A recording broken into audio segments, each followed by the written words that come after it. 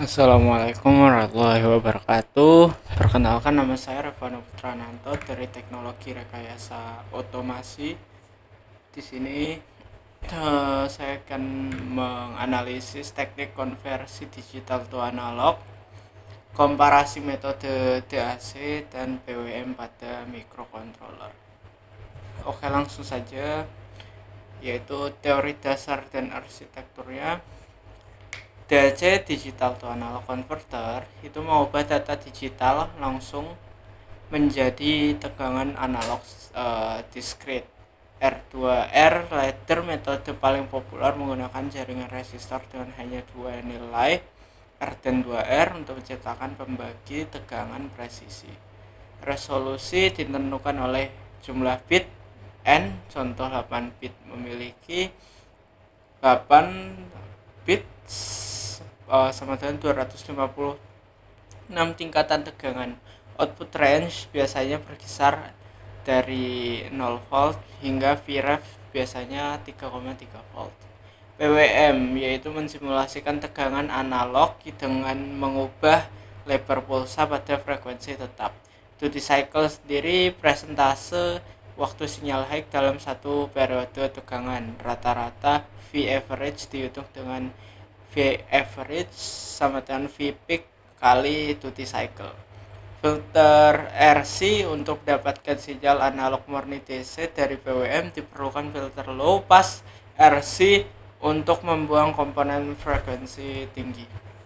Kita bisa lihat untuk perbandingan DAC dan PWM, yaitu DAC bentuk sinyalnya analog murni, lalu PWM itu pulsa digital, perlu filter. Lalu kemudian kecepatannya, DAC sangat cepat, PWM bergantung frekuensi PWM. Lalu untuk fitur efisiensi rendah untuk DAC, disipasi panas, PWM itu tinggi, bagus untuk daya. Lalu penggunaannya itu DAC seperti audio hi-fi, lalu waveform generator, lalu PWM yaitu kontrol motor, LED dimming dan servo.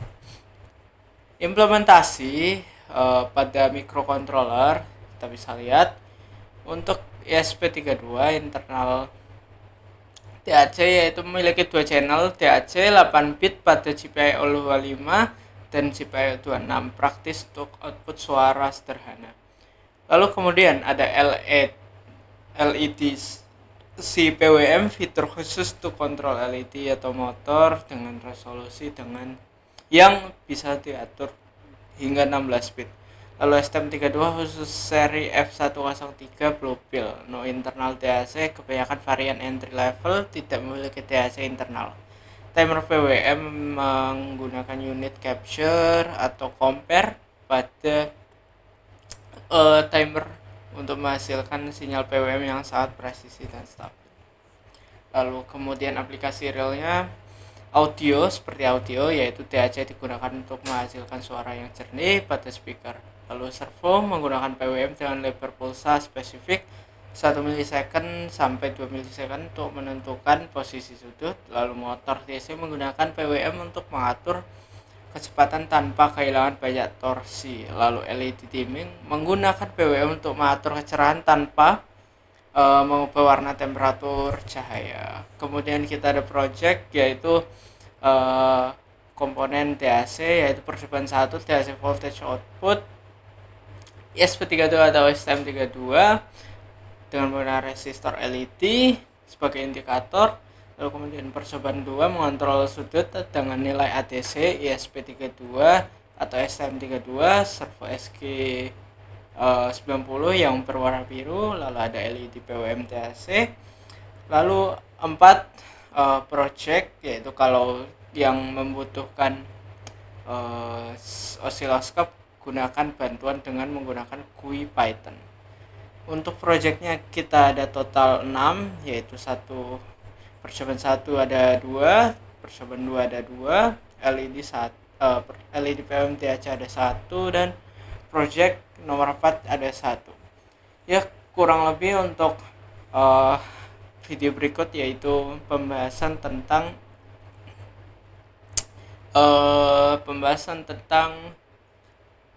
hardware dan program yang dibuat dari VS Code dengan menggunakan platform I/O.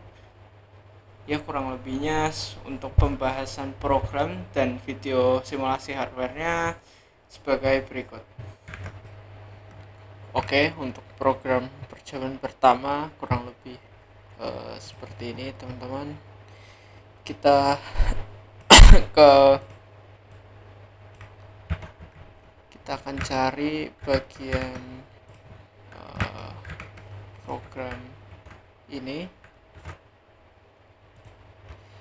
Untuk underscore write ini yaitu mengarahkan fungsi printf agar bisa mengirimkan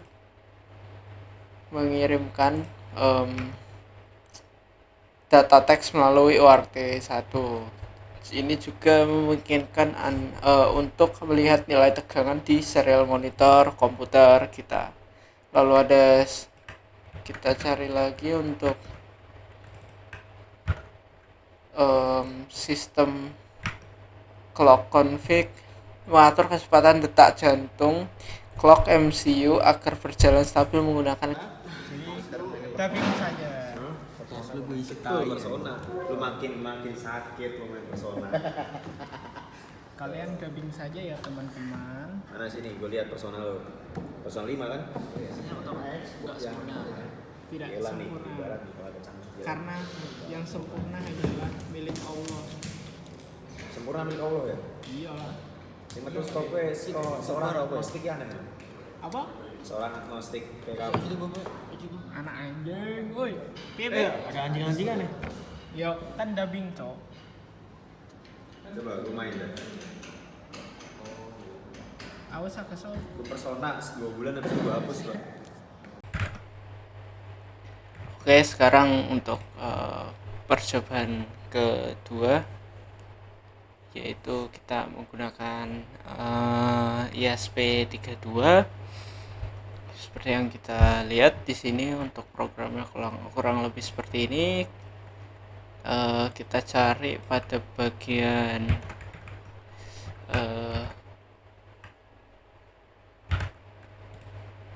if config IDF target ISP, yaitu program ini menggunakan direktif ini. Ini karena tidak semua chip ISP memiliki modul DAC internal. Jadi ISP original memiliki DAC internal 8 bit. Kode akan menggunakan driver DAC dan mengeluarkan sinyal analog murni GPIO 25. Chip lain, karena kita menggunakan versi cloning, kode secara otomatis beralih menggunakan peripheral LEDC PWM di GPIO 18 untuk mensimulasikan level tegangan. Oke, di sini untuk percobaan 1 dengan menggunakan ISP32 yaitu dengan komponen LED sebagai indikator sederhana. Untuk DAC voltage ya bisa kita lihat. Untuk program langsung saja kita upload program, kita upload.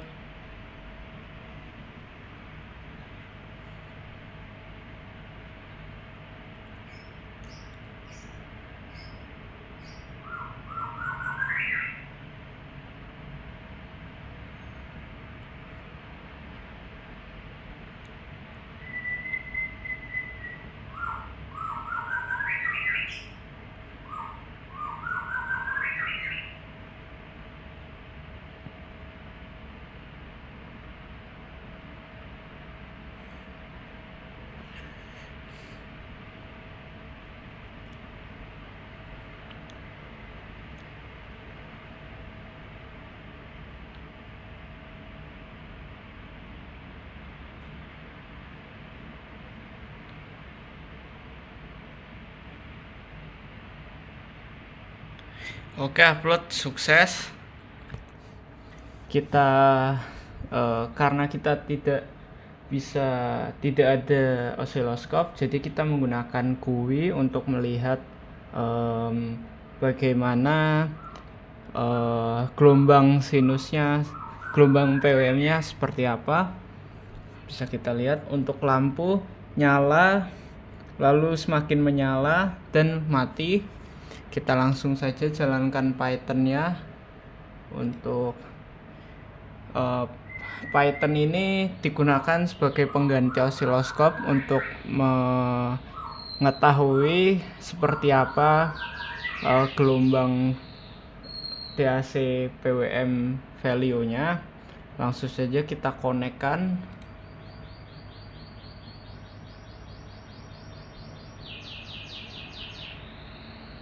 Ya, bisa kita lihat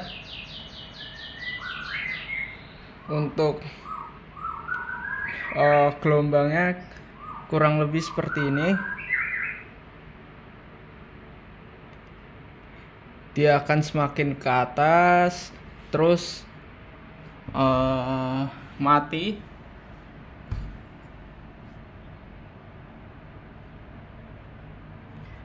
Ya, untuk percobaan 1 dengan menggunakan ESP kurang lebih seperti ini. Oke, untuk project percobaan kedua dengan menggunakan servo ini kita menggunakan ESP.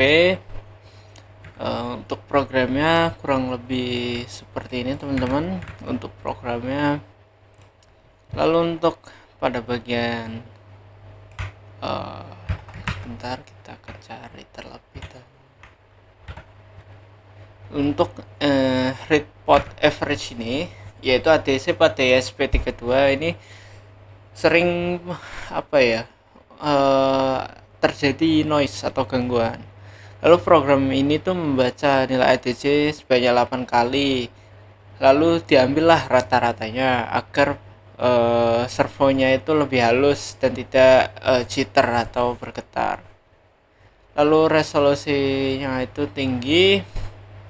Lalu untuk pulse as to duty ini yaitu melakukan konversi matematis dari satuan microdit menjadi nilai duty cycle yang bisa dipahami sama hardware PWM ESP itu sendiri. Lalu untuk loopnya sendiri, ya dia mengambil nilai analog dari 0 sampai 4095 dari pin 34 karena kita menggunakan pin 34 untuk potensio. Lalu sudutnya yaitu 180 derajat. Lalu output PWM-nya itu mengirimkan sinyal ke pin 18 untuk menggerakkan servo ke posisi yang diinginkan. Seperti itu. Lalu monitoring menampilkan data ADC, sudut, dan pulsa ke serial monitor untuk keperluan debugging. Seperti itu. Langsung saja ke recording hardware-nya. Sekarang kita ke percobaan 2, yaitu menggunakan servo. Kita bisa lihat untuk servo dan potensio ini untuk mengatur gerakan dari servo sendiri. Kita putar, dia ikut berputar juga. Dan menggunakan ESP32. Oke, langsung saja. Karena kita tidak bisa menggunakan osiloskop, jadi kita menggunakan GUI dari Python untuk melihat langsung monitoring daripada servo berikut. Langsung saja kita jalankan GUI-nya. Kurang lebih GUI-nya seperti ini. Kita bisa melihat ADC, sudut servo, frekuensi, update, pulse, dan width. Ada ADC raw, sudut servo, PW. Ada pulse width servo juga. Kita langsung saja konekkan. Lalu kita lihat, kita putar.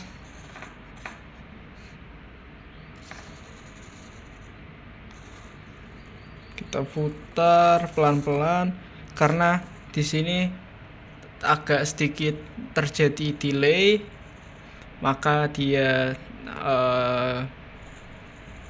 seperti ini. Kita putar lagi.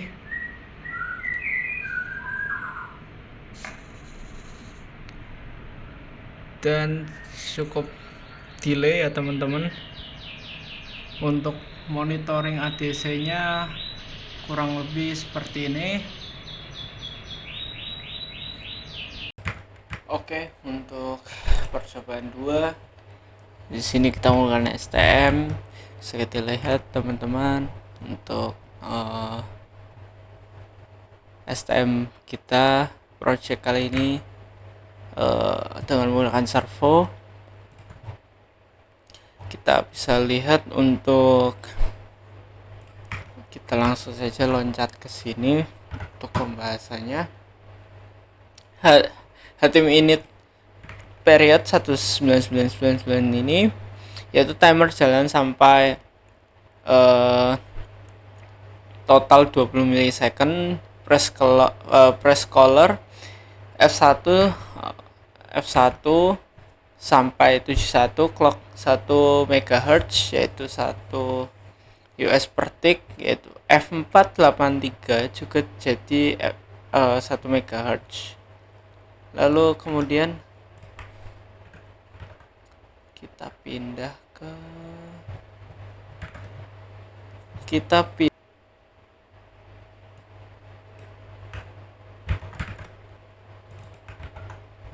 lalu untuk hal tim set compare ini yaitu mengubah posisi servo dengan perintah hold tim set compare. Ya mungkin untuk penjelasan programnya kurang lebih seperti itu. Oke, di sini untuk project percobaan kedua dengan menggunakan STM32 lewat FTDI untuk melihat gelombang yang dihasilkan lewat GUI Python. Di sini bisa kita lihat untuk upload kita sudah berhasil. Lalu kita ke serial monitornya, kita ke GUI Pythonnya, lalu kita jalankan lewat Potensio.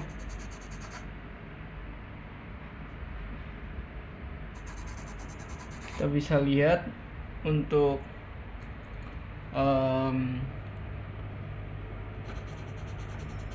kita bisa monitoring dari ADC dan sudut.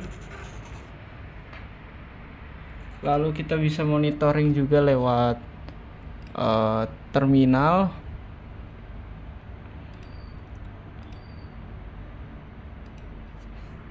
Kita bisa lihat, kita ubah angka ADC nya.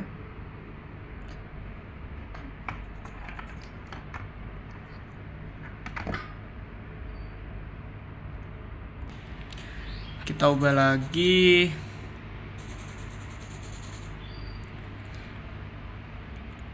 Maka dia akan mengikuti.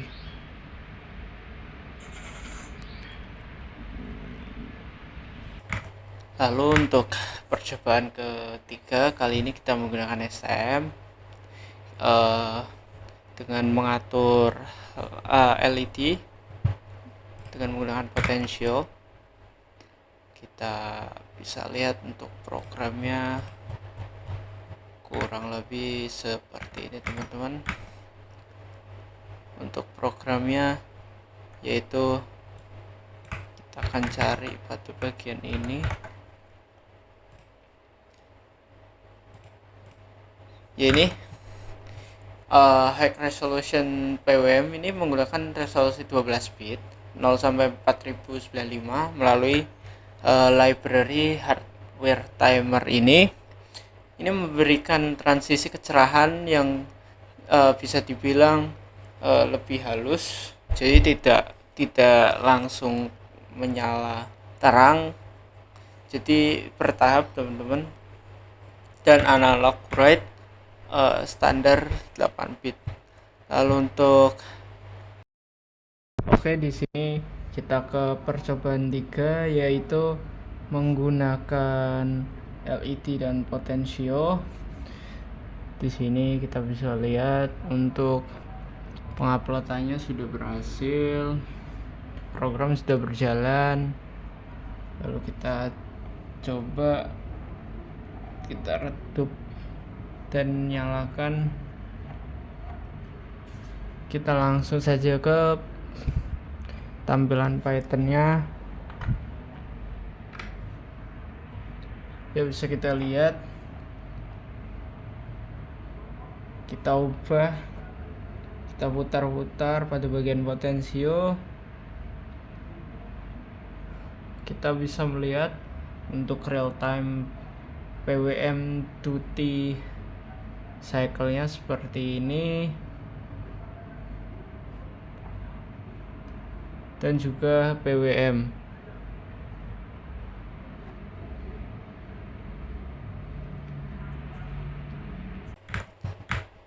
Oke, untuk percobaan 4 mirip seperti percobaan yang lalu. Kita masih menggunakan STM32, potensio dan LED, tapi yang membedakan yaitu pada bagian program kita kombinasikan dengan button untuk interrupt. Jadi percobaan keempat ini kita bisa katakan bebas, kita kombinasikan bebas, dan saya kombinasikan dengan menggunakan push button untuk menjadi interrupt. Jadi ketika tombol ditekan, low karena input pull up seperti ini, lalu tim 2 dipilih karena mendukung channel PWM pada PA0 seperti itu. Bisa kita lihat untuk button pinnya, yaitu tombol ditahan, program pause, PWM otomatis akan mati pada attach interrupt seperti ini. Lalu untuk void loopnya, saat tombol ditahan, keluaran PWM dipaksa 0, program pause, interrupt. Hanya menambahkan push button saja teman-teman untuk program keempat ini. Oke, langsung saja kita ke simulasi hardware-nya. Oke, sekarang untuk project 4 kali ini kita masih menggunakan potensio dan lampu LED. Potensio untuk mengatur LED, dan kita menggunakan STM32 yang tersambung oleh FTDI. Lalu di sini project 4 yaitu kita menambahkan tombol push button untuk interrupt. Langsung saja kita tekan dan interrupt pun akan menyala, semua sistem akan mati. Kita akan langsung ke Python-nya. Ini sudah sukses untuk penguploadan programnya. Kita ke Python, kita nyalakan. Python-nya sudah nyala, dan ini ada PWM reconstruction-nya seperti apa. Kita ubah-ubah, lalu kita tekan tombol, semuanya akan berhenti. Kita nyalakan lagi, kita matikan lagi, dan kurang lebih seperti ini untuk project 4 kita kali ini menggunakan STM32 dan FTDI. Oke teman-teman, mungkin untuk project kita kali ini, pembahasan kita kali ini segitu saja. Jika ada salah kata mohon dimaafkan. Saya pamit undur diri. Wassalamualaikum warahmatullahi wabarakatuh.